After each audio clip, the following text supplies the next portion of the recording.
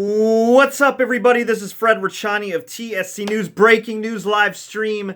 Jerry Richardson, the Carolina Panthers owner, will no longer be the owner following this season after a harassment investigation. The Panthers kind of conducted their own investigation, which I thought was complete BS. But thankfully, it looks like smarter heads have prevailed, and Jerry Richardson will be selling the team.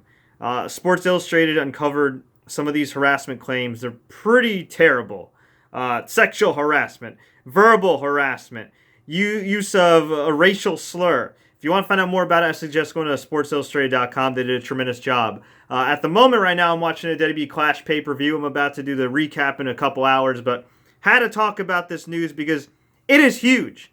Donald Sterling was exiled from the NBA, and I think rightfully so, for his use of racial slurs in the NBA, and plus he had some other issues as well, and the housing discrimination outside of the league. I think for years the NBA kind of just waited for an excuse to get rid of him, and they did. Jerry Richardson, he told Donald Sterling, hold my beer. This is the same guy that gave Greg Hardy chance after chance until only public backlash caused him to deactivate Greg Hardy and get rid of him. This is the guy who didn't want his team kneeling for the national anthem, didn't care about anthem protests. Granted, he's not the only owner, but he's one of the few that kind of was like, hey, we're standing, blah, blah, blah.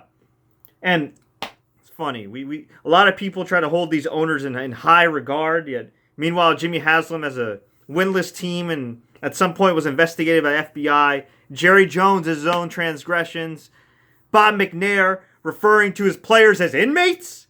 And now, of course, we got Terry Richardson, whatever his damn name is, having to sell his team due to harassment claims. So you know what? I don't feel bad for Mr. Richardson. I don't give a damn about Mr. Richardson. As far as I'm concerned, he deserves what he's getting. Although, frankly, he's probably getting millions upon millions, maybe $1 billion for his franchise. Who the hell knows what cut he's going to get. But he's at the very least, at least his reputation's damaged, and we'll see what happens from there as far as different claims of harassment. But it just pisses me off. There's no excuse for harassment. There's no excuse for that conduct. And if he did nothing wrong, why is he selling the team, right?